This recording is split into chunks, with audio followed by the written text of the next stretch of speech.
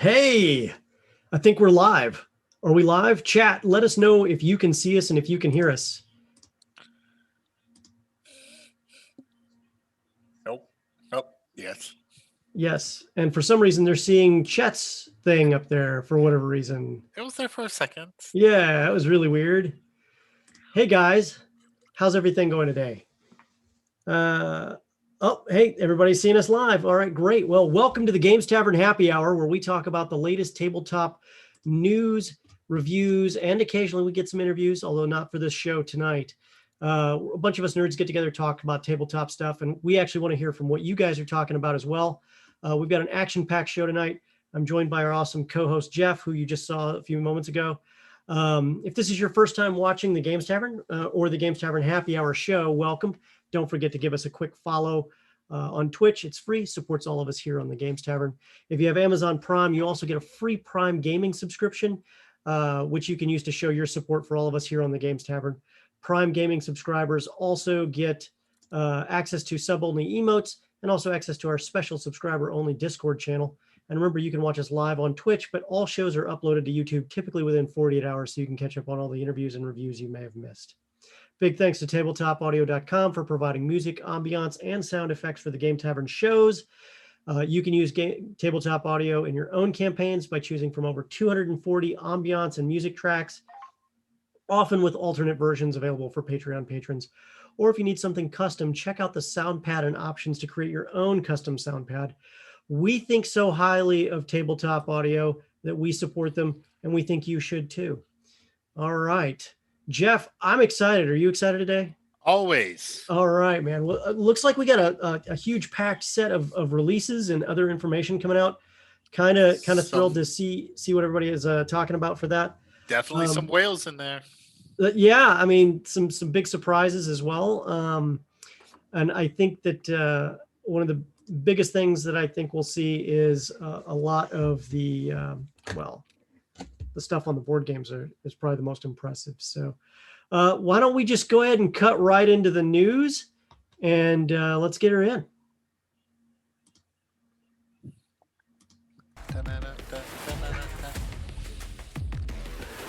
All right.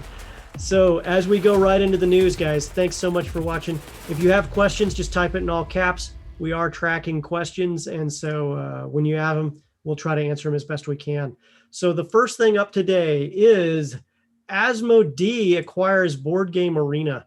Kind of a big surprise for us. Board game distributor Asmody has picked up the digital platform Board Game Arena to expand its virtual board game offering.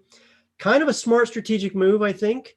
Founded in 2010, Board Game Arena provides official online versions of over 250 tabletop board games, supported in 40 different languages, and includes Asmody games like the joint published Carcassonne and Seven Wonders.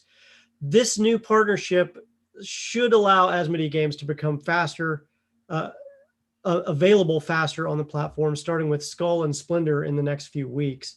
Board Game Arena will remain independent with its current management still at the helm, similar to other Asmody entities. Strategically, this makes sense to me. We kind of needed to get more remote play options given the current world situation.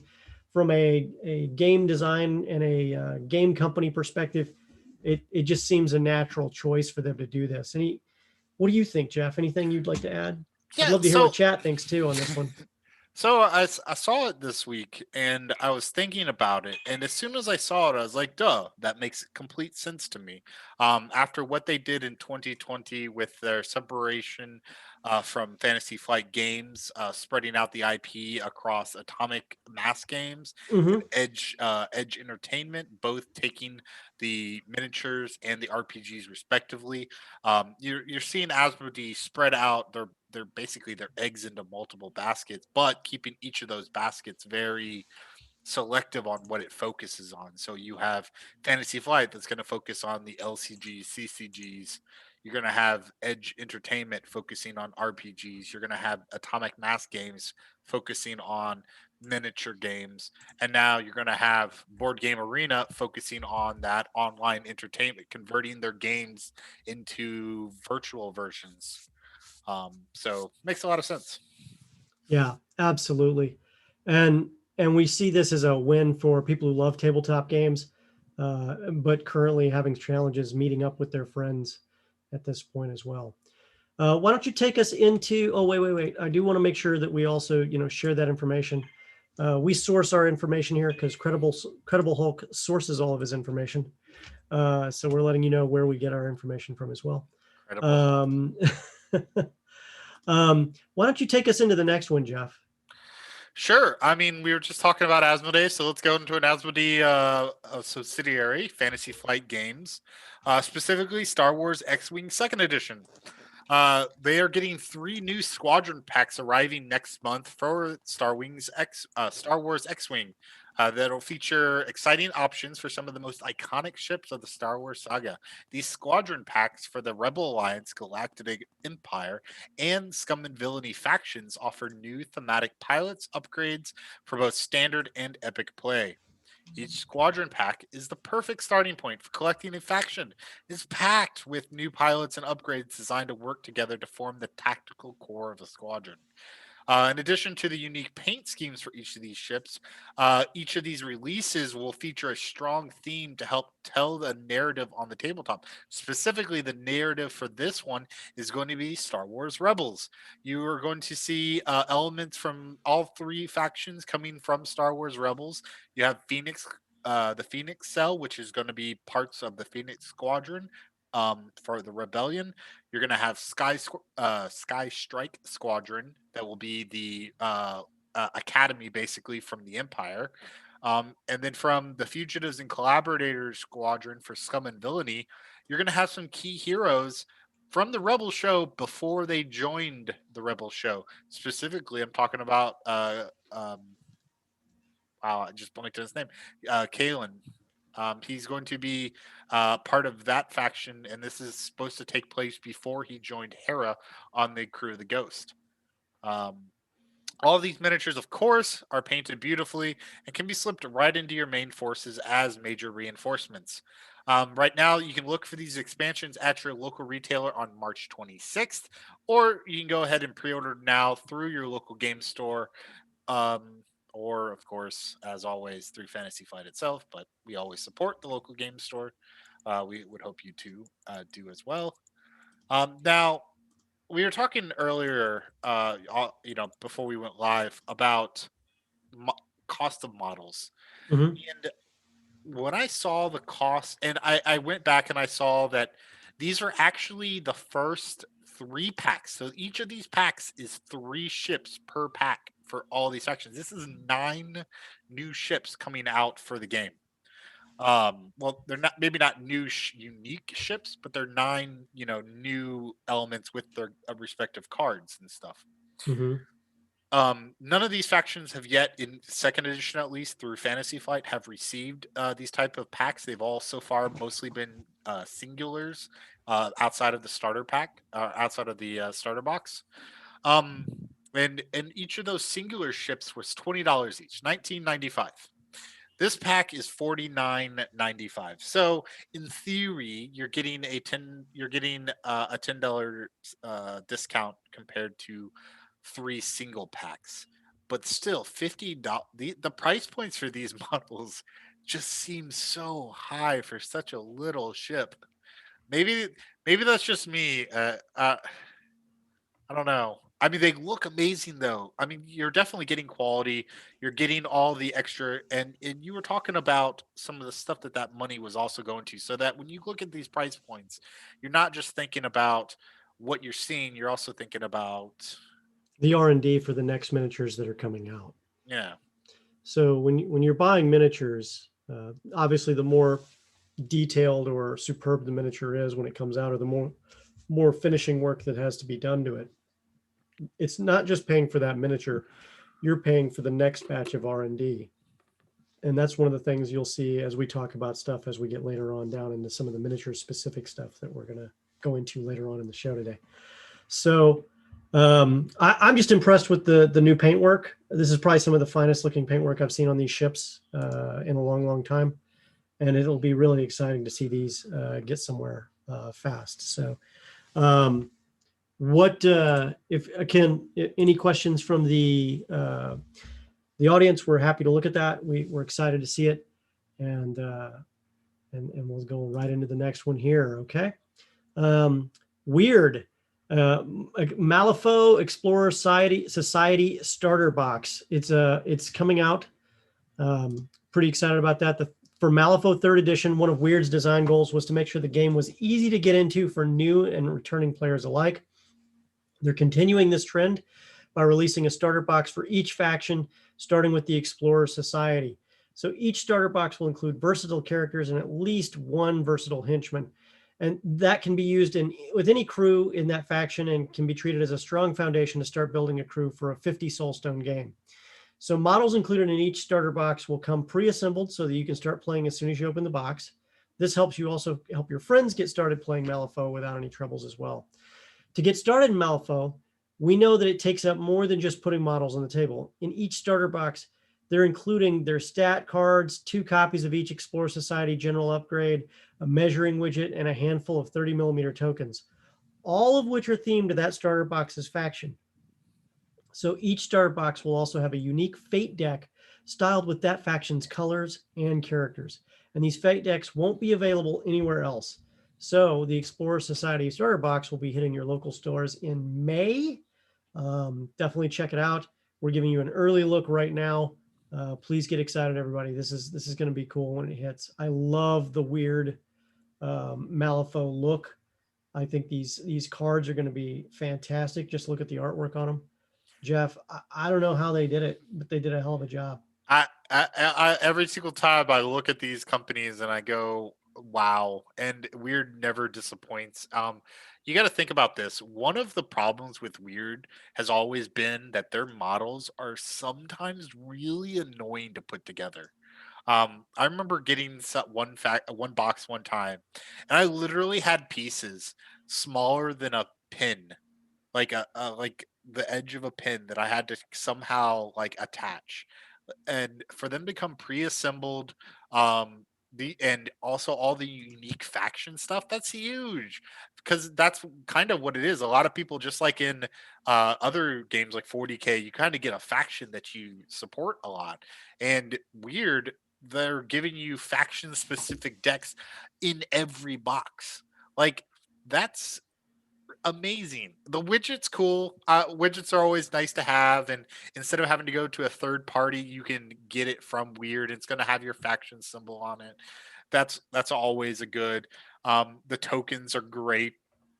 Um, yeah, it's a good starting box. Now, like it does say though, it doesn't come with a master, so you'll be able to play. There's 2 versions of the game. There's the henchman led games, and then there's the master led games. So you still need to add a master to this in order to do the master games, but you can do a 30 Soulstone henchman game straight out of the box, which is perfect for teaching this game. Absolutely perfect, because you don't need the master. All the master does is adds rules and stuff, and adds abilities. All the other models have their own unique capabilities. So this is a wonderful box. I'm definitely looking forward. I'm an Outcast player. They did say in the write up that Outcasts are going to be one of the next starter boxes previewed. So I'm definitely looking forward to it. That is going to be great to see. All right, moving forward to the next awesome, cool things that we're talking about tonight is Warhammer Age of Sigmar. Gets a huge double spread from us today, from all the stuff they're releasing. Kind of exciting to see it all come out. Sigmar, it's a big week just for Age of Sigmar in general. The pre-orders, 2 new battle tomes are arriving on their web store, along with a host of Slaaneshi models and new Cainite endless spells. And of course, we're going to talk about Jeff's personal favorite, faction clothing. Always. So first, the Hedonites of Slaanesh, new battle tomes, and a litany of new models. We couldn't even fit all the models on the page. That's how many there are. And Jeff spent probably a good hour just trying to fit these on. I'm joking. The big boy, though, is Sigvauld, Prince of Slaanesh. Now, Sigvauld apparently has been elevated quite a bit now from his previous standing as a champion. He looks immensely detailed, and he's just awesome. The rest of the models range from elites to cavalry to battle line and even monstrous creatures. Each one of these is just a ridiculous amount of detail lavished on every model. Every millimeter of space on the model just has amazing details you can pick out with paint, and all of them. The you actually gotta go check these out on the link that we put in chat for you, to see them in all their glorious detail. I believe that Sigvauld model is quite large. It's not just a human size model. That's now a Yeah. very large model. It's like Yes. Primarch size if you're a 40K player, right? Yes. Yeah, I'm Definitely. impressed. I'm impressed. And the shirts, And yeah, you can get Sigvauld on a shirt if you want. yep, because nothing says souls that scream like a Sigvauld on a shirt. Um, what's that? Rejoice, Fates and Wastrels? Waifs and Wastrels? Waifs and Wastrels. Yeah. Yeah. Okay. Okay. That's a very Slaanesh-y concept. With your demonette, yeah. Yeah. Moving to the next phase here, everything after that just seems to take a step back, because even though the Daughters of Cain are getting their own new battle tome even the Daughters of Cain are getting their own new battle tome to rival the new Slaanesh. It's packed up with lore, updated war scrolls, and brand new spells. Instead of units, the Daughters of Cain are receiving new models to represent their endless spells. And there's so much blood everywhere, even snakes made of blood. I love it. To round this out, there's some perfectly appropriate blood red and insignia marked Daughters of Cain dice, and Jeff's favorite once again, some clothing options to represent the daughters, no matter where you are, whether you're playing at the game table or away, to just show your loyalty to the Daughters of Cain. Jeff, I think we're in deep trouble, buddy. So I was looking at these, and while the Slaanesh got all of those models, and they are really nice, these blood token models for the endless spells for Daughters of Cain are crazy. Like that middle one, that's like 3 swords with these like lines of blood coming off of it. I don't even know how they made that model. Like I really do not know how they molded that model, because it's It's in got parts. gaps all over the Parts. place. It's in parts. You have to put it together. That's so many gaps, though. Look at all the gaps. Yeah. Yeah. Yeah. Well, I mean, Games Workshop consistently pushes the envelope on what's possible with both detail and with molding, and we know they have some of the finest machined molds in the world, of anything, and they don't slouch on price when it comes to building those molds, and you can see the results in these miniatures today. Yep. Just a fantastic set of detailed miniatures. Why don't you take us into the next one there, Jeff? All right, Privateer Press. Monster Apocalypse is getting a dynamic updates. And for those that don't know, Monster Apocalypse is the kaiju-themed collectible miniatures game, which has been published by Privateer Press. It was published by Privateer Press in 2010 as a standalone game. They rebooted it in 2018 with streamlined rules and new, larger figures. And they've been putting out new models since then as part of that revamped kind of more of a living game. Now, to really bring it up a notch and take it to the next level as a living game, they're going to be doing yearly dynamic updates. The first one is going to be coming at the same time as their new Elemental Champions and Savage Swarm starters hit the market. With over 12 factions, there's been a lot of growth of the models, but no updates so far since 2018 for some of the oldest models to help with balance or with their errata, making sure their errata reaches their cards. So these dynamic updates are seeking to update 41 models in some way. So in this game, even some of the buildings have their own models, and they're updating those cards as well. So that 41 models includes building models. The first 17 models that are getting significant changes are basically the ones that have had significant errata done, and they're having their or need like full like revamps in order to make sense in the current since the rules have changed with erratas as well. They're going to get actual physical cards made that you can buy directly from Privateer Press, but all 41 will have their cards available digitally online that you can download and print out yourself. So there's absolutely no need to buy the 17 cards unless you just like having their card stock or whatever they use. These dynamic updates are gonna, like I said, planning to occur once a year, but they did say that this is not going to interfere with their normal errata rulings. So you're not going to have to wait a year for errata. Everything's going to still happen like normal. You're just going to get these dynamic updates to characters and models as you go, so that again nothing falls behind like they noticed happened. I think this is great. I think this is a good update. The game's fun if you haven't played it before. These type of monster games where you get to like smash buildings and try to fight over Tokyo, or it's there's always just great fun. I'm just looking at the gorilla model that's got an ICBM as a bazooka. Yes. Yeah. I think that's a Scud. Intercontinental Actually. ballistic missile as a bazooka. I think that's a Scud actually. Yeah. Well, I mean, it could be that too. Yeah. And then you see in the imagery like some giant gorilla with a jetpack and carrying bomb by its feet. Like, you can't beat this entertainment value. Like I said, 12 factions. They have really ran the gambit on what all those different factions, bugs, aliens, gorillas, all Cthulhu-esque horrors. A little bit of everything is in there. It's wonderful. It's a good This game. is pretty cool, man. I gotta And say. it's Privateer Press, so they've got good quality. This is just one in their line.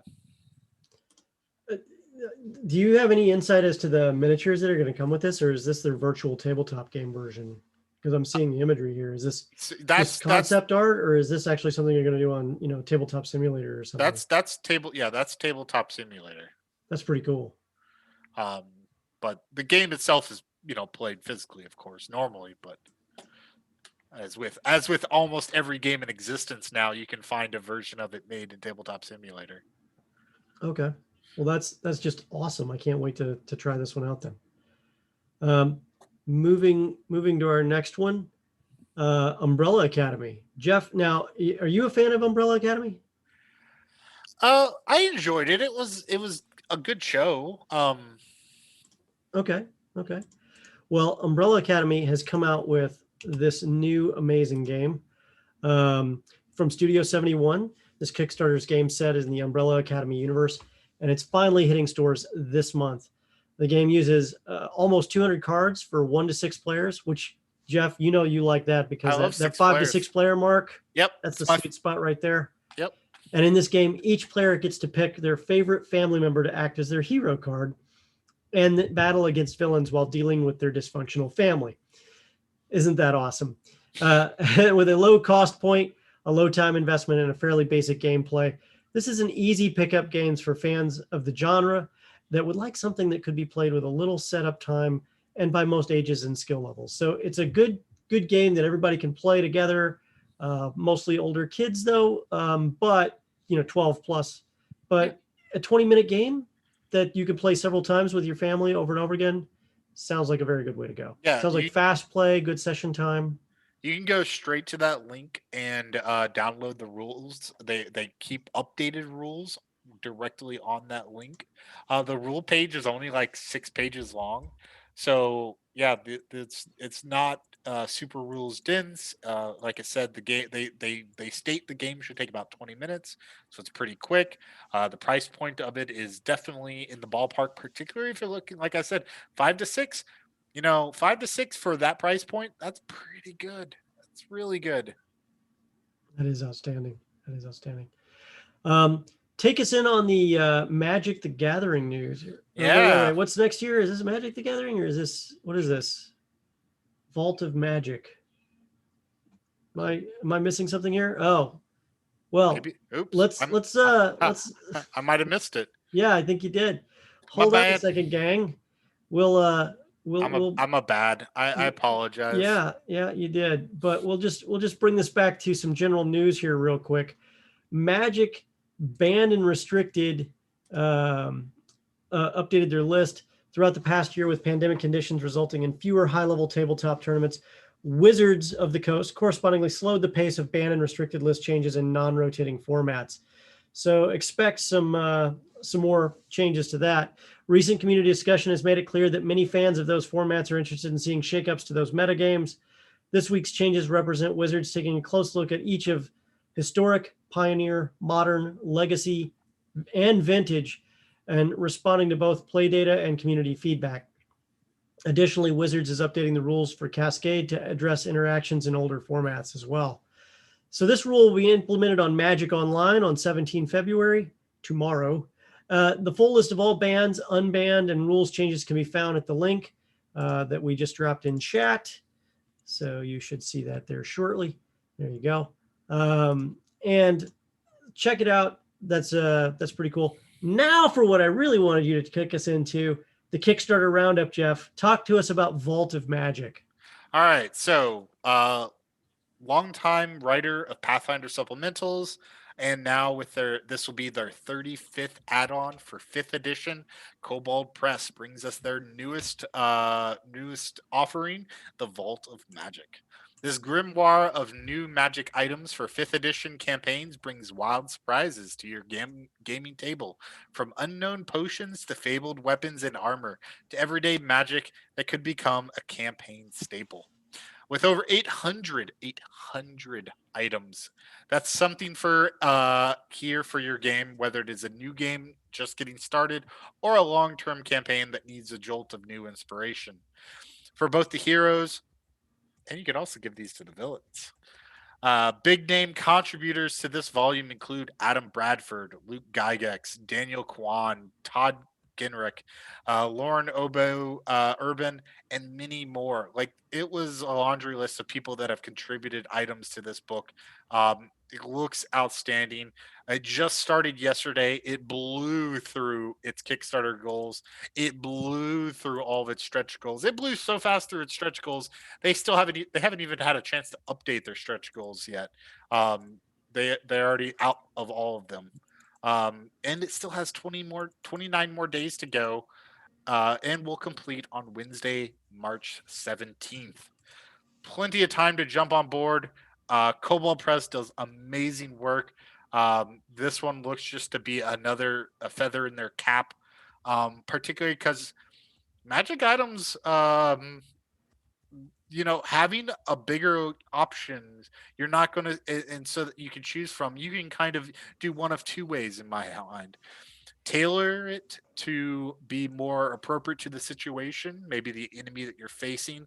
It would make more sense for them to have something specific rather than just one of the generic magic items, or something that your players could make more use of, or something that they might need in the future for some plot that you have brewing.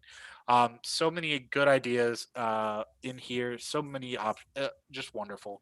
I'm definitely picking this up. Yeah, it's a glorious looking book. I can tell you that right now. The artwork, I'm just impressed with it.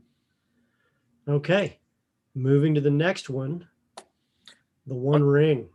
Give us the whole rundown on this one, Jeff. I'm excited. Another one, like I was saying at the beginning, big pieces in here. Some of these are near and dear to my heart. The One Ring is one of those items. I played the One Ring when it came out in 2011. I played it for years with friends.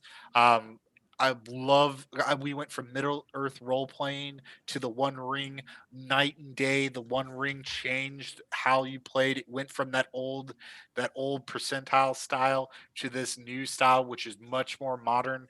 And it getting a second edition, wonderful. So following on to the last is an even bigger fish.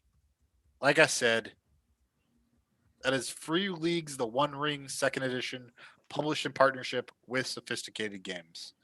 So the original designer of The One Ring is returning, this time pairing with Free League to publish the long-awaited second edition of his popular entry into Tolkien's Middle Earth.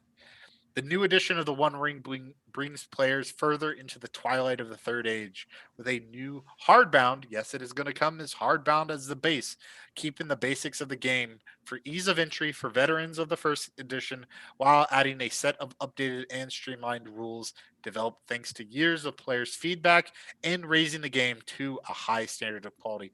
All off the bat right there, tell me that you're taking feedback since 2011 of all the problems with the original and just updating that into a new edition instead of a new system.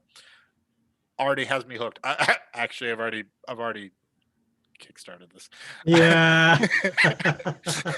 I know It is is there, buddy. it is set in a new locale. So they're moving away from Rovania, which was the area west of or east of the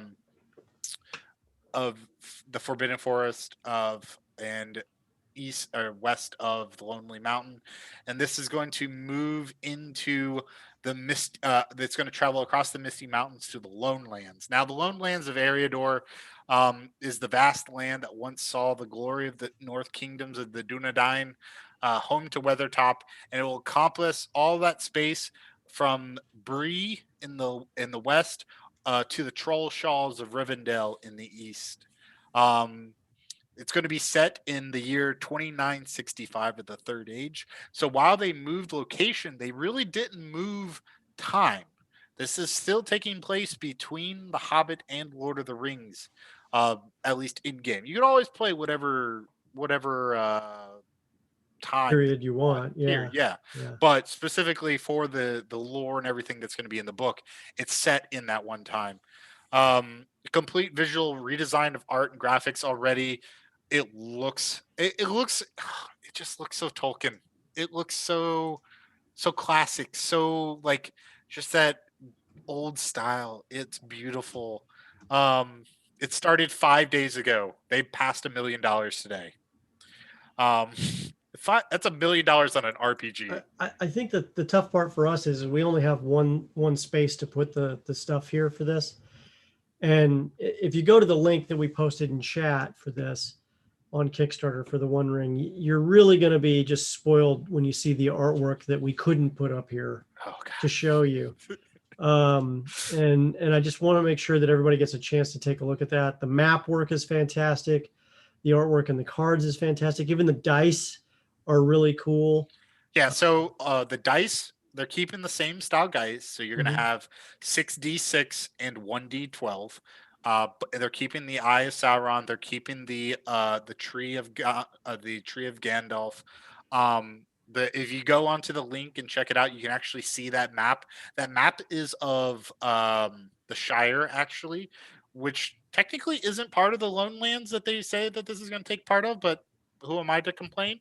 It still looks just amazing. Yes, you've played this before because this is the second edition.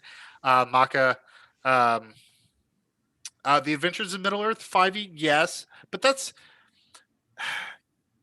there is something about this game that allows you to more represent fear that I don't think 5e does. And fear and morale is much more a part of Middle Earth than hit points and death. Because remember, in the One Ring, you don't die. When you go down to 0 morale, you don't die, you flee. You are afraid and you flee from the darkness, never to be seen again. You go insane, and you just disappear. I find that so much more thematically Tolkien than than than just dying. Like, yes, there was death in Lord of the Rings, there's death in The Hobbit, but it just feels so good in this game. I know some people didn't like and Maka, while you say you didn't enjoy this as much as Adventures in Middle Earth 5e, hopefully, and I'm hoping too, they fix some of the problems. Maybe that's the big hope, right? So they're supposed to be taking feedback and they're supposed to be implemented into this new edition. So maybe whatever was the biggest thing that really drove you away got fixed. Least, I will say this though: there's enough people who are already impressed with this enough that they've already unlocked 23 of these stretch goals out of 25. Actually, I think they've already gone to 25. They just haven't. No. Today. I'm looking at it. I'm looking at them both right now. So unless they unlocked while we were on the line with them, 20. Yeah, there's 25 total. 23 have already unlocked, and there's probably not much of a chance that they won't unlock the other 2 as well. And so they've already gotten all the way up to Bombadil. I'm just so impressed with this set. the dice also, that Sauron dice set, that's Hmm. the Sauronic dice set that's not even listed on here. That's something new. Like that looks getting some black dice. I know some people that really like to roll that darker side, and there I know a guy that will be grossly enjoying probably get a couple of sets of those. No doubt, no doubt. Well, let's carry on to the next item on the list. Um, this one is the Witcher board game, Mm. which I know all of us are excited about. Um, just look at the miniatures, man. Give us the rundown. So yeah, Go On Board has partnered with CD Projekt Red to create a board game inspired by The Witcher. I mean, there's not much more to say, but I will. It's going to be delving into even more monsters and Witcher. It's going to be a deck building adventure.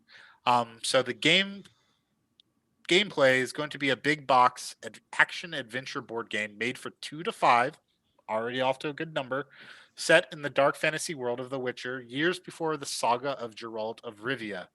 The board game will expand the world history of Witcher lore from CD Projekt Red's The Witcher video game series, going to a time when even more monsters and Witchers roam the continent. We're going pre Witcher, so think about that. Um, the Witcher Old World sees 2 to 5 players traveling across a vast map, embarking on masterfully penned quests, encountering and making ambiguously moral choices, fighting monsters, and sometimes even brawling with other Witchers to defend their school's honor. The game lets players construct their own unique decks of cards by choosing from a wide range of abilities, attacks, dodges, and Witcher combat magic known as signs. Through card synergy, players aim to achieve powerful combos as they utilize their Witcher's school's hallmark abilities to their full potential. Quests, battles, and even dice poker. Yes, they put the dice poker in here. Will allow Right. each player to earn money, obtain new items, and train their skills. Um, Development already began before they made this announcement this past week. So they're looking to do a Kickstarter in May and have the game in your hand in April of 2022. So So that's a pretty quick turnaround. yeah, yeah, Yeah. relatively quick indeed. And we'll cover this again once we get closer. If any bigger details show up once May rolls around, but with a game like this and models like that, and some solid games like Go On Board, it's a good place to get started. Man, I just want it for the miniatures alone. I'd love to paint those. They look amazing. The whatever that that thing on the left. Whatever that thing is on the left. I That's pretty much how it goes, right? With the I mean monsters and some of the stuff. Yeah. I want to call it a dryad, like a corrupted dryad or something. Well, whatever it is, you're going to get to fight it along with wolves, apparently, too. Yeah. Yeah. All right. So next up, well, the new Phoenix collection from our friends over at Dogmite. So to celebrate the passing of 2020 and embrace optimism for the future, a limited edition Kickstarter collection from Dogmite Games. Now, Dogmite already makes amazing accessories for your game table, and they're quite well known out there. We probably don't need to say too much other than if you're looking for something that's got a lot of depth in the wood itself, Dogmite Games is one of the specialty areas or specialty groups that can make that kind of stuff. Each piece that they've made for this particular set is themed around the Phoenix, and it's got a special feature to mark them as unique to this period of time.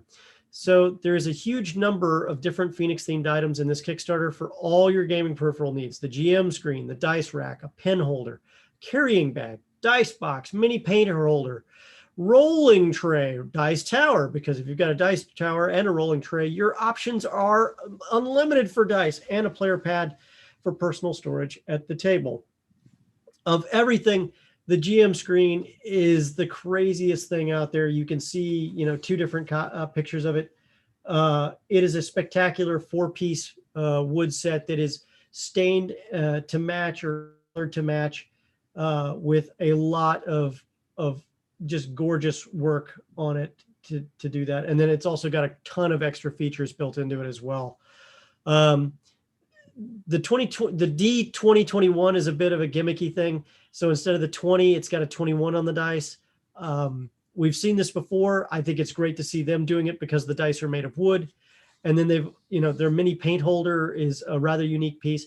I got to say though, from a painter perspective, having a mini paint holder that's that pretty, I worry about putting a miniature on it and getting paint on the paint holder, but it's fantastic. Dogmite Games has a long, lustrous history of quality woodworking items and their accessories. I've no doubt they should be quite excellent additions on anyone's table, including yours, if you're interested in this stuff. With 20 days to go, there's plenty of time to keep an eye on it, with funding ending on Tuesday, March 9th. Definitely check it out. It's worth it. If for no other reason, just to see what's possible with gaming accessories. So, for example, on the backside of the DM screen, you see there's plexi panels with magnetic parts built in that you can pop on and off to hold your notes, to write on. Sky's the limit. They also have steel bearings to hold your notes in place. You got options. Like I said, that, or like you said, that that GM screen is crazy. Like how much you get, like all those little tabs and trackers. It's beautiful. Now, the thing that got me, the mini painter, is that something that other people do with kind of, it's like a hand brace up there? So yeah, typically you hold it in your hand like this, and then the part that's curved around the top there, that copper wire piece, you can also place like your finger on, so that you're holding the miniature and you have control as you're applying the paint to the miniature. So the way they showed it, actually, you held the wood in one hand, and then your other hand rested on that. You can do it that way too. Most people don't. Okay. That I've worked with. I got one. You are much more the painter specialist. Yeah, I mean, let me put it this way. That's a fantastic mini painter, and I would use it in a heartbeat. Like if I got it, I would use it in a heartbeat. Right now, I just use this, which is a simple piece of wood with some sticky tack on it, and that's pretty much what I do. When you have that piece that loops over the top there, you can have your finger here like this, or your thumb on it, so you have a little more control without touching the model. That's an important part, is you're not touching the model. The model stays where it is, so you can apply paint to it. Right. And you're not getting any paint off the model itself. The other thing I saw on it is that the top of where the model goes is a cork. Yeah. And they said that it's gonna, and they have like 2 replacement corks that come with it. How does that work? So you basically attach the model to the cork using sticky tack. But why cork? Cork, because it comes in and out of there and it fits and it sticks. So you can wedge it in like you would in a wine bottle and it won't come out.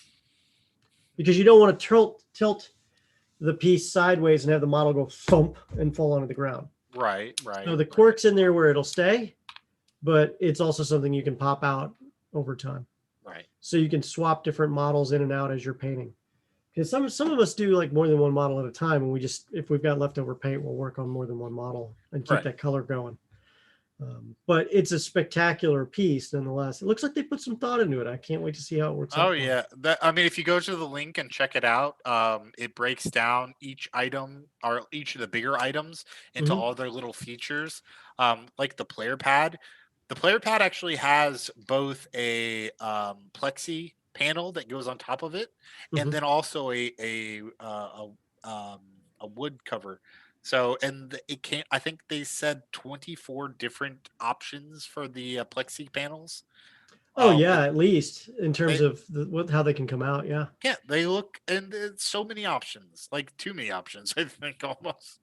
I don't think so. I think they've got a great number of options there. It's hard to choose though. The problem I have with stuff like that is I don't have the ability to write on those plexi panels.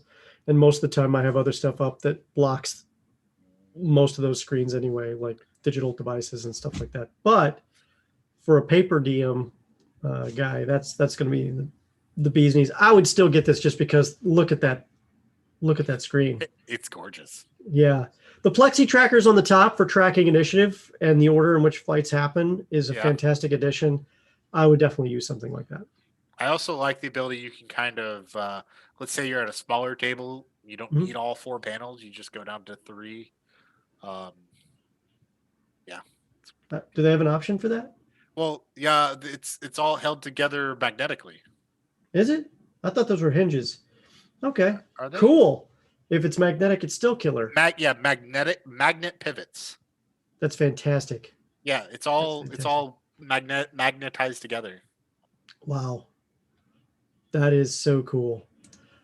Well, let's go on to the next thing, going into convention discussions. I think Yep. that's going to be pretty cool. So yeah, two things coming out of Gen Con this week. After I think it was either late December or early January, they sent out saying that they were delaying their stuff, so that they are still moving forward with some things. First up is to start the season off right. They have the Gen Con Spring Showcase 2021. You can join Gen Con and some of your favorite tabletop publishers this March 6th and 7th for previews of brand new games on Twitch and right here on that webpage that is linked in the chat. Plus lots more games and featured content for their blog, newsletter, and social media accounts in the weeks leading up to the event. I will be paying attention. I'll be watching, of course.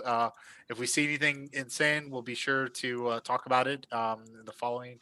Let's see, March 6th and 7th. That's a Saturday and Sunday. So hopefully on the 9th, we've got some more stuff to talk about. Um, the Actually, the schedule is still coming soon. So hopefully we'll have that in the next week or so. Yeah. March 6th and 7th, isn't that at the same time as the ReaperCon? I don't know. Reaper Virtual Expo? Let me check that. ReaperCon, I'm seeing 2020. I don't see 2021 yet. Well, I thought that was because ReaperCon 2020 was supposed to be in May. no, it's the Reaper Virtual Con. So it's going to be interesting to see if there's going to be some conflicts there. March 5 through 7. Yeah, it's March 5 through 7 at the same time.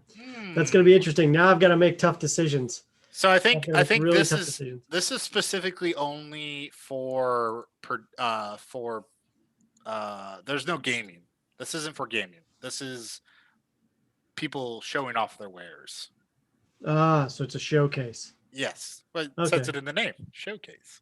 Oh, okay. All right. What's this about the attendance survey? Yeah, and finally, where'd it go? Last note, Gen Con sent out a survey by email. At least I received it this past week to prior attendees to ask for attendance and restrictions. Specifically, they're asking people would want to or not want and interest in attending if different levels of protection were put into place. So that included masks, that included sanitizing, having sanitizing stations all over the place, forcing. They were even asking the question: would you need others to have the vaccine? Would you have to have vaccine? Would you need to show proof of vaccine? And they're trying to get a gauge on like what's the majority of what people are what's the line that people are willing to cross in order. They're talking about extra outdoors activity, taking some of the stuff outside if they need to. August in Indianapolis in the summer, though, no, thank you. And you know that area very well, don't you? Yeah, I've been to several Gen Cons and I grew up in the area. Yeah. And then there was, a smaller. They were asking questions like, would you still come if it was a smaller event, and stuff like that. So it was a pretty in-depth survey. I think it's still going to be hard for them to do that when you consider that there's still travel restrictions going on all over the place. So they could actually have people that could say they want to go, but if travel restrictions are still there, may not help them get there. What travel restrictions? Well, as things are happening, you're going to see people start to possibly get. There are different people that are not. Different states that have restrictions in place still. Huh. So we'll see what happens as things get under control or not. We'll find out. Yeah. I'm just glad they're doing the right thing. They're getting the feedback from the people themselves who want to go, as opposed to guessing, which is smart.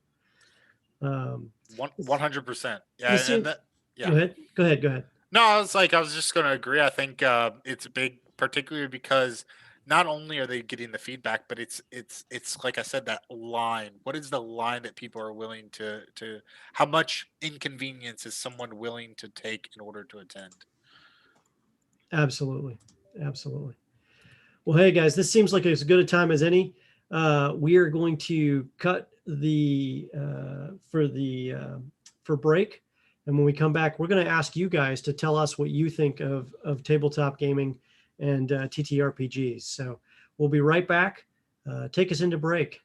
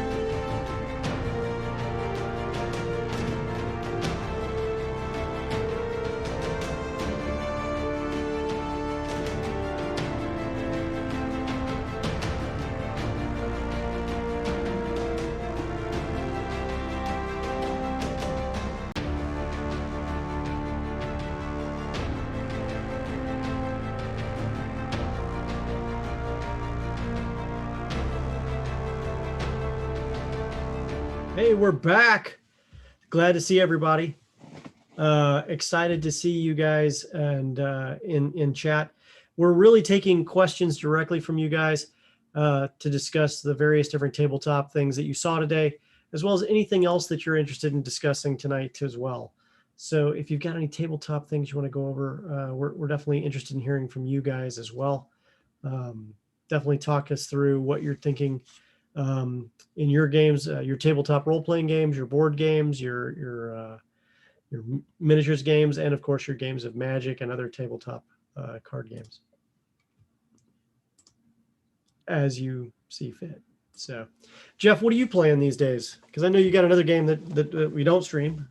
So let's see. Of course, I got the Wednesday game for the Velkin Weave. So that's D&D 5th edition. My Friday night game is a D&D 3.5 game.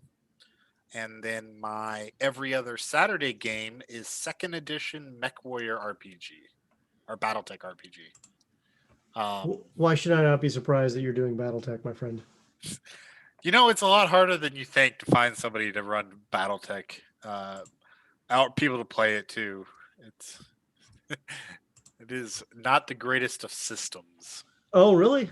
Yeah, it's a little clunky.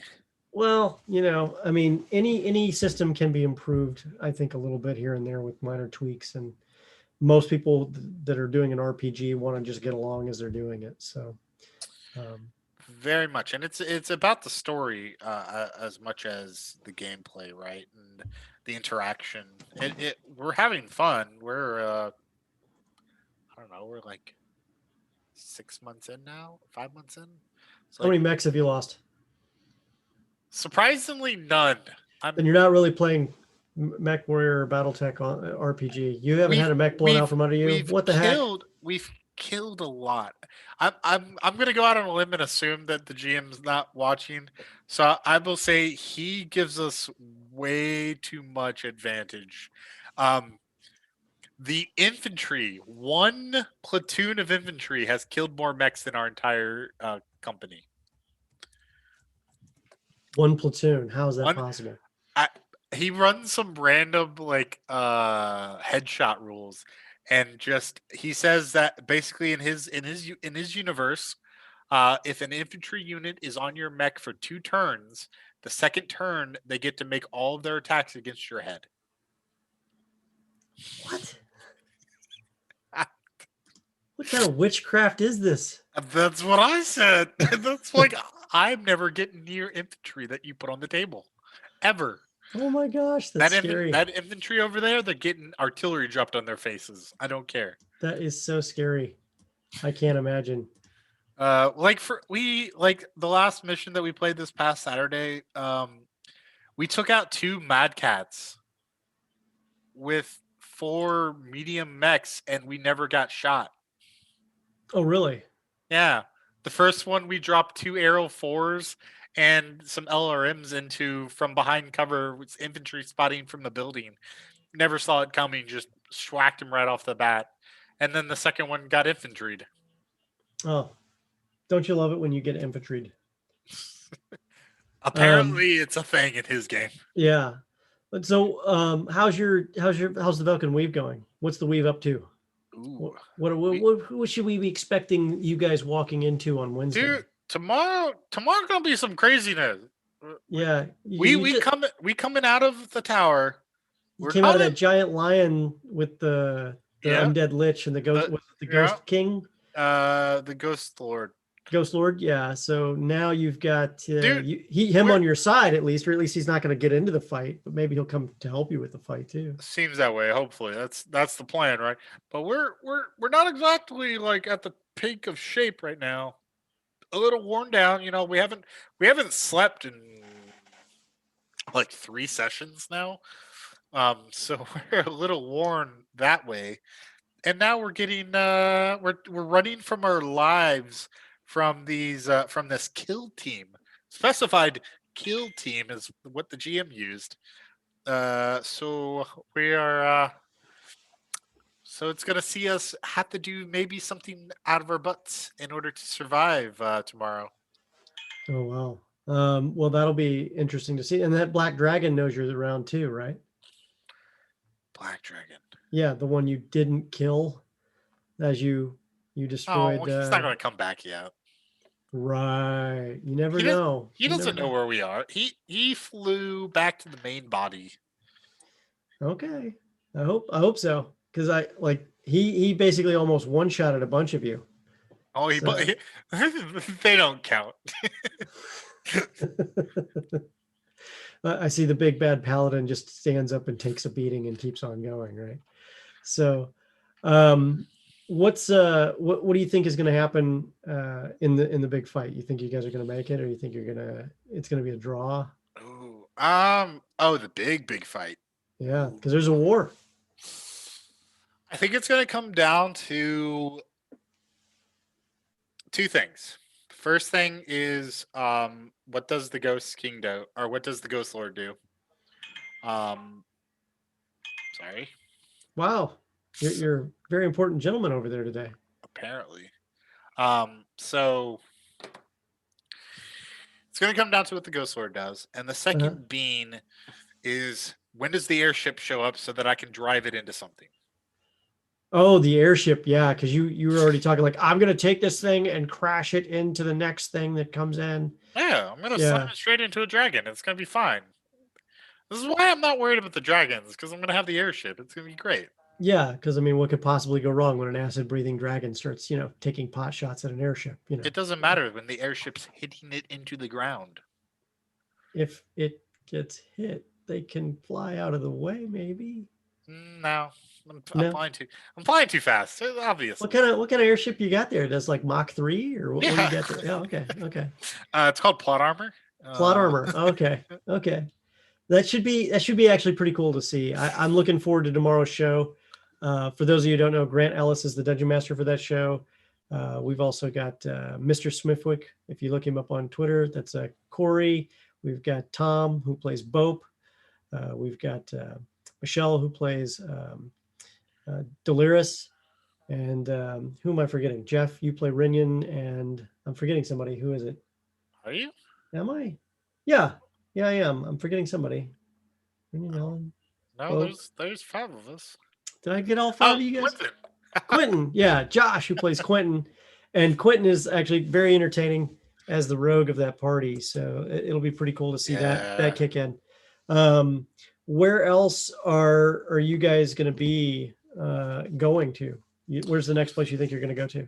So, unless some shenanigans happen and we have to do something, which there might be some rumblings in our out of character chat that we might do something silly. Silly's good. I think the next thing after we escape the kill team, if we escape the kill team, when we escape the kill team, one of those is going to be to go to the city and prepare for the main assault. Now, is that the best place for us?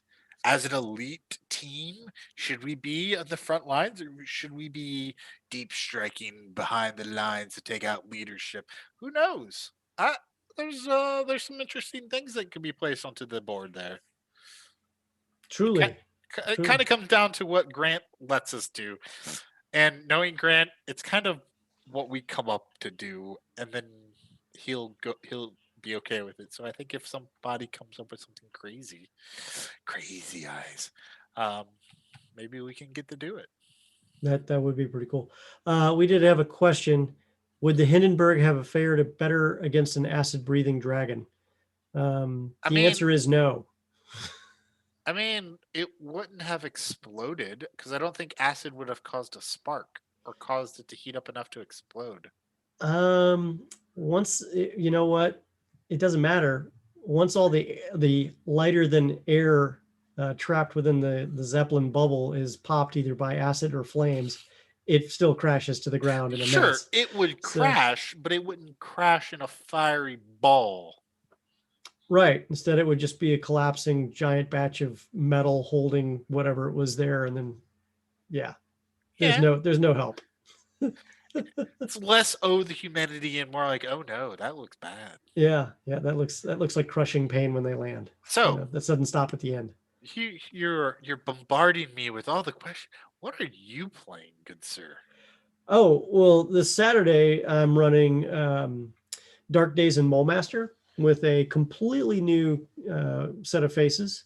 What is Mole Master? Mulemaster is a town around the Moonsea in the I want to say southeastern edge. Its only thing that it's got going for it is the fact that it is a seaport town right before the main river that gets it back into the Dragon Sea. The Sea of Falling Stars. Yeah, the Sea of Falling Stars.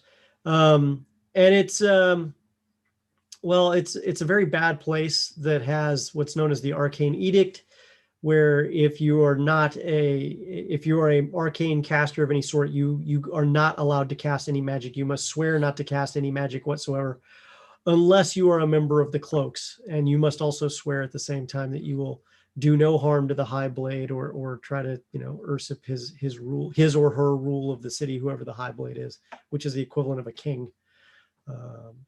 And it's very much a crappy place to live. I mean, it just is.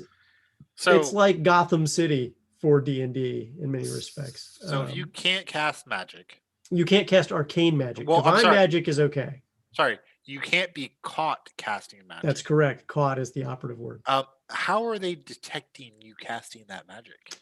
Well, theoretically, the Cloaks have various different things in place as well to catch it, but they also just rely on the people who are also hate magic users outside of the Cloaks because of a past history of a sorcerer king named Nesker, who used to rule Mulemaster, and he was eventually deposed by the first High Blade over 100 years ago, and from there.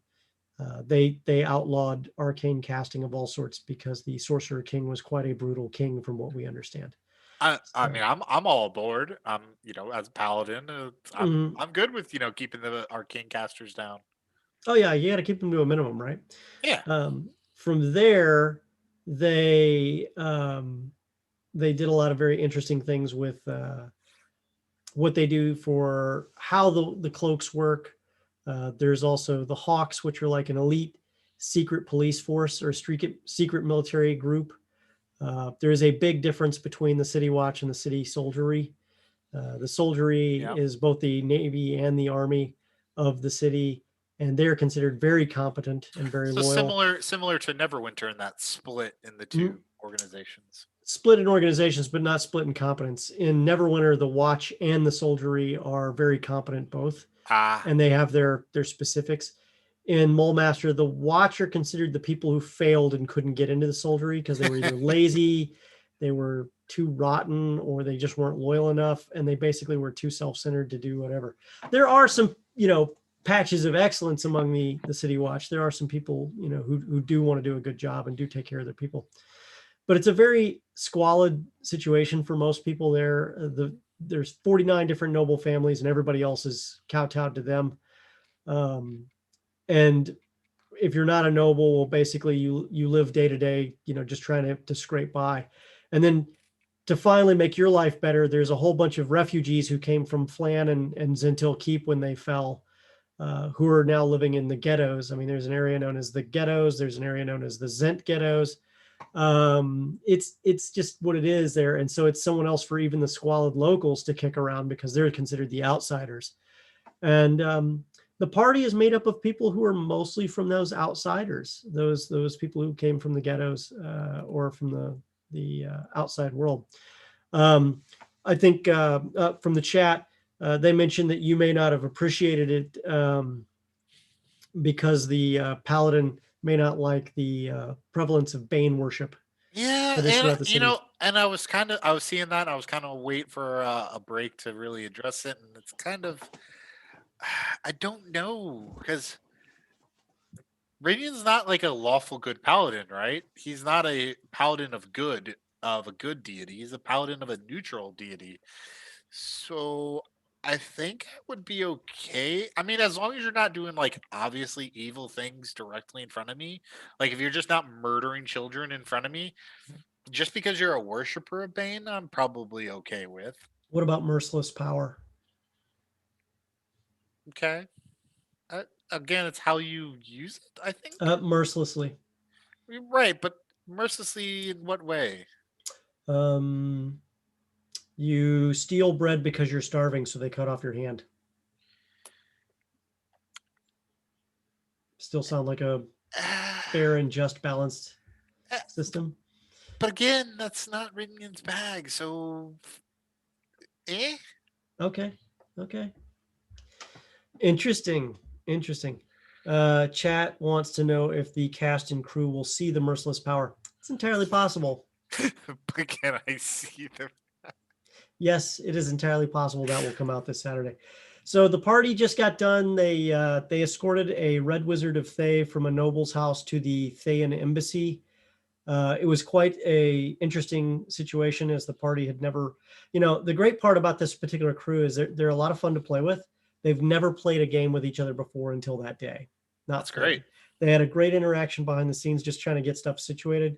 They played their first battle together. It was quite a trial. They discovered something interesting and scary in the alchemist shop, and you can catch this, of course, on YouTube when you're ready to watch it and stuff like that too. But the next episode will be this Saturday. I expect that you'll see quite a bit of interesting threats, cajoling, running, and other mysteriousness going on, as they've already had to fight off whatever strange thing was creating demons in the streets. So we expect that the party will be in a quite a unique situation, that they will be making some serious decisions very quickly. You're gonna make some moral decisions, or we'll see if they get in a moral dilemma or not. That's mostly what they get themselves into at this point, I always find moral dilemmas to be one of the more interesting parts of role playing, because it really that's when the combat's great and all, but moral dilemmas is really when you either have to take yourself out of what you as a person would do versus you as a character. Truly. Yeah. Truly. If you're staying in character and stuff like that too, yeah, it can be very challenging. And moral dilemmas also, it's different when you're acting as an individual versus when you're acting as a group, because now you have to deal with different people's own interpretations separately of what to do as well. And it depends on what that moral dilemma is. What if someone's accused of doing a crime in the group? Does the group try to protect their friend? Or do they turn their friend in and then go try to protect them? As long as you keep them away from the lawful good paladin or cleric, you'd be fine. Right. Well, even the lawful good cleric or paladin who knows that someone's innocent may not let them be taken in if they thought that they had an unjust prison system. Then would they be lawful? Lawful doesn't mean they're following the laws of the land. Lawful means they're following an honor code. True. Whether it's the laws of the land or the laws of their deity. Also, it's fairly interesting. You're right. So to put it in perspective, Timora, there's a temple of Timora in Mulmaster. They hate the city watch. They will absolutely hide people in the city watch and give them space to rest, possibly even get medical care if they're on the run from the city watch. So it's kind of like the priests hiding people in the city kind of situation. So it's a very interesting dilemma you may find there. Constantly saddling my players in Avernus with the soul coin dilemma. Do I drive a cool war machine and burn away a soul for all eternity or not? No. Ooh, that is a tough one. Renyan would say no soul. What if it's a bad person? No soul. What if it's a bad person who killed your mother? No. What if they said they had no urges or compunctions to repent for their sins? Not the drive behind Rinyan. Remember, Rinyan's about the light of life. So what if this person burned down lots of forests? it again. That is nature. I'm just waiting to Wild, see where your balance wild, breaks, my friend. wildfires happen. To permanently snuff the light out, though, that'd be a no-go. That's a hard no-go. That's like one of the core tenets. Interesting. Well, I hope you don't go to hell anytime soon. Don't give him ideas, okay? Oh, Quentin? Oh no, I'd never. Maybe. I mean, Rinian's already been to the abyss. I know. It's not like he wouldn't, have another shot at it. I was there. I was there. That was a dark place. Well, I tell you what, man, let's cut it for the evening. Chat, do you have anything else you want to add? We really appreciate you guys being there. Love the questions tonight. Excited to talk about the shows coming up. Definitely check them out when you can. Tomorrow, the Velkin Weave, 7 p.m. Eastern Standard Time. And Saturday, we've got the RPG Short Shots with Dark Days and Mole Master at 5 p.m. Eastern Standard Time. So maybe one of these times we'll be able to actually get Reed here to let something slip on the next game that he hides in the shadows. You talking about? Are you talking about the one for Thursday, or are you talking about the other ones that were in the wings? As already stated right here, folks, he's got plans. Well, it's not just plans. There's people involved. There's other people putting together some cool stuff too. But I won't get into too many details on that. Not till we're announcing when it's actually happening. So. All right. Yeah. But suffice to say, this year is going to be a good year for the Games Tavern. I'm pretty excited about it. There's so much going for it. Yeah. Well, guys, thank you so much. Hype for everybody. We'll see you guys next week on the Games Tavern Happy Hour, Tuesdays at 7 p.m. Eastern Standard Time. And in the meantime, we're going to sign off here. Say goodbye, Jeff. Goodbye, Jeff. I knew you were going to do that. I did. Take care.